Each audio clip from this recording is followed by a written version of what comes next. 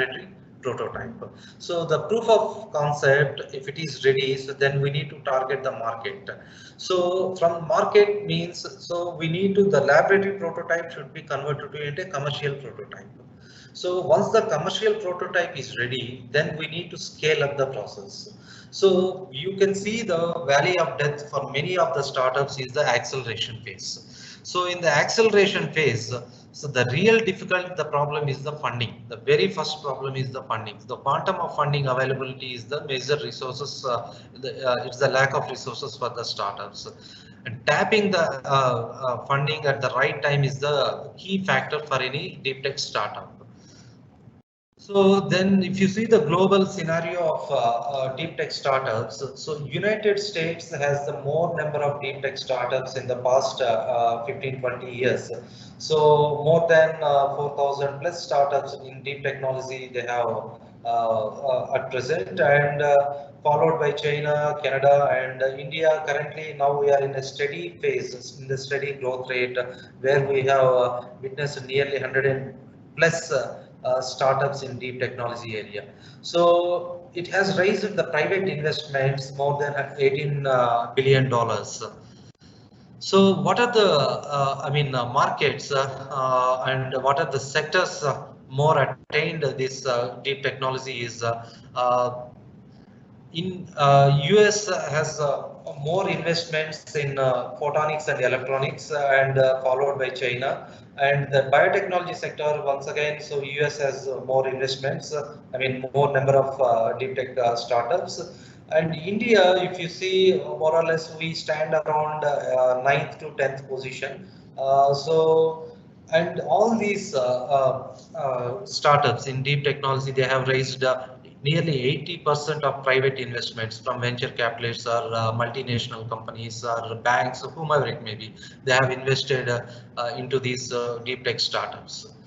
So in 2019, if you see the finance sector basically and the consumer sector, this is B2C and B2B sectors. So they raised nearly 22% increase in the investments in these sectors. For example, Paytm, Freshwork, Udaan, Ola Electric. So these firms have already raised, substantial investments into their startup, into their firms. So in even in India, if you see from the year 2010 till date, maybe up to 2019, there is a very drastic increase in the investment in the deep tech. The companies who are focusing in the deep technology. If you see globally, so the rate, so in the 2015, I think it's only 82 startups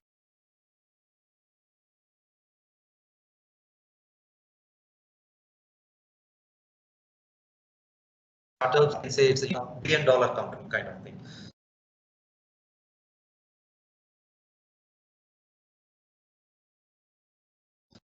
So unicorns are technology-based startups, are the startups which adopted the technology, as their developmental programs. So, Vishnu, no PPT is live, sir. You can tell me, I will change this slide. Okay, yeah. So if you see, for example, SpaceX. So recently we have heard about this SpaceX company, which is a US-based company. They are into space technology. So they are sending their own satellites into the space. So now it has become, one of the unicorns in the world.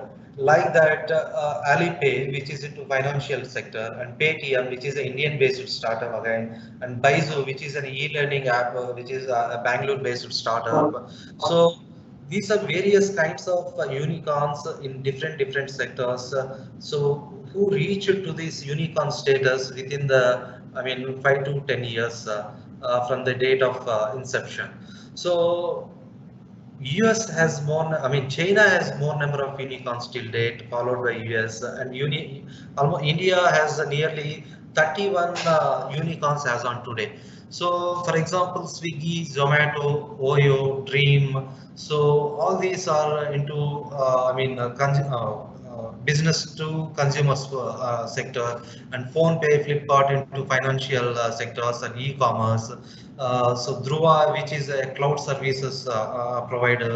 So these are all, deep tech startups in India.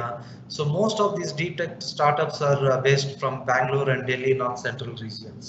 So this clearly indicates that the urban region is already well developed in handling the, this has become destinations for these deep tech startups. So our expectations, we can expect nearly 20 to 30 deep tech startups, unicorn status, maybe by end of 2030. So if you see in the next slide, so Silicon India, one magazine recently they published. So what are the promising 10 deep tech startups in the year 2019? So all these startups are into artificial intelligence or other technology. They are after other technologies, either IoT based or virtual realities or any other agriculture or related things. Here I would like to mention Manjeera Digital Systems, if you can see. So this is the startup where we incubated at our TIDE program, and it is co-incubated with the IIIT Hyderabad campus also. So actually we assisted them with seed fund assistance. He is our Professor Venu is our faculty, ex-faculty in electronics. And he started his firm Manjeera Digital Systems. So this firm is actually working on multimedia accelerator systems, where using high computing systems, using low power consumption and with better performance. So now this startup has reached Series B level. So he's looking for more, funding. He needs like 500 crores to 1,000 crores to expand his activities, and he reached the customer acquisition phase. So his first customer is ISRO, and second customer is Intel. So this is I'm giving a glance about so how these deep tech startups in India is rising day by day. So what is so we need to attain these kind of innovation process. So generally we are having 5 senses for our body. So like that, even for innovation also there will be a 5 senses. So first of all, students especially, so if they want to start their startups, so they need to have some groundwork or homework. So what is that? So first the thing is you need to observe the world. So look at the world and get an idea. So from the current or existing problems or any products, okay, how can we make it? So then you ask yourself how we can make it as slide number, sir. Slide number. Right, 1 second. Slide number, sir. 14. Okay, sir. Continue, sir. Sir, next slide, next one చెప్పండి sir మేము మార్చేస్తాం. Okay, yeah. So this, we need to ask ourselves. So we need to probe into the problem. So and we need to see what we can do for betterment of this problem and to pick up a solution for this problem. So then we need to know what kind of skills and knowledge we need to have for solving this problem, and we need to create using this knowledge and combine your other process. So what is the answer for this? If I can do in this way, using some technologies, can we get a solution for this problem or not? So then we need to revise our and analyze our innovative idea through practical application and reverse as needed. So actually, practicality or pragmatism levels is the critical feature for any innovative idea. So we need to see that whether really can we implement this one, can we adopt the technology to this problem to create some better product for future. So in general, if you see any deep tech startup, so what are the key drivers for to achieve their success? So first of all, I believe that attitude. In the next slide, if you see that, so what are the key drivers of a successful deep tech startup? So first, the very fundamental point is attitude. So anyone who wants to drive their startup, so they need to have a positive attitude. So any problems, okay, you need to look at each and every problem with a positive attitude. Yes, we can solve this problem and we can create something so for everyone. So from that point, you need to create the innovative idea. So either it may be a product, or it be a process, or it may be a something, whatever it may be, or it's a market or a management skill, something. So then you need to see the pragmatism levels, the feasibility studies, or tools, whatever you require. So to to give a solution for the problem. And once if you are ready with your idea, then you need to see the funding levels. So where you will get the fund.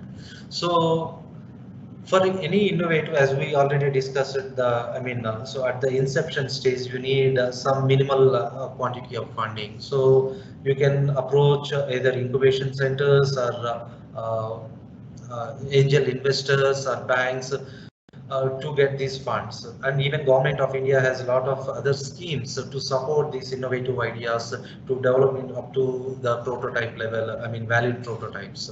So, and then you need to have a specific timelines to deliver your products, the prototype. So for that, you need to have a skilled manpower.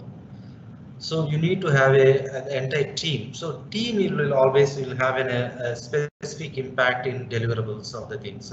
And then suppose if you have all these things in your hand, so the final output, the high quality products, it should be like unique in nature. So then only you can enter into the market. So finding a market, a suitable market at right times, at right intervals, and penetrating into the markets is one of the key drivers for a deep tech startup. So ultimately, so once if everything is in hand, so you need to protect your idea. So this is where IP, intellectual property. So we are, most of the startups are failing in failing their IPs.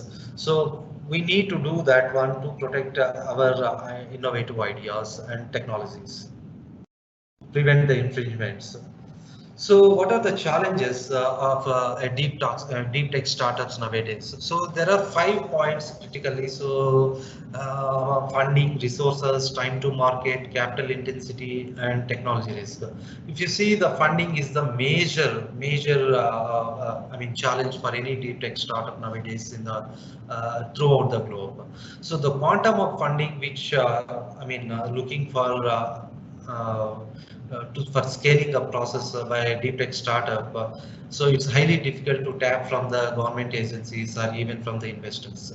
Investors is always look, so okay, if I invest 1 rupee in a company, so which time, what is the timelines I'm going to get it back? So they won't see that how much I'm going to return. So, but they will see about the time. So how much time it will take to get my returns. So this is the major challenge. And second most important thing is resources and capital intensity. Resources like infrastructure resources and technical resources, basically manpower. So these are the things which the major challenges are facing by deep tech startups.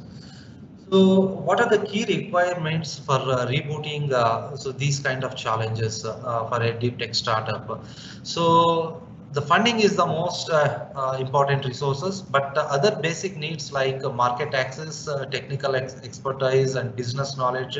Basically, see if all starters may not have the experience of business background.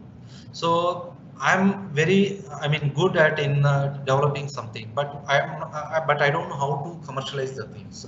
So they need to have some business knowledge about how to market the things.